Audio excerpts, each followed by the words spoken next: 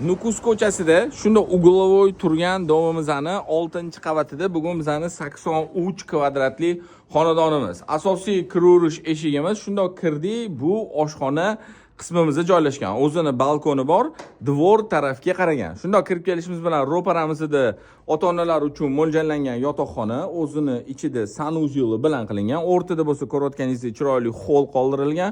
Bu yoqda общий sanuzyulimiz qilingan.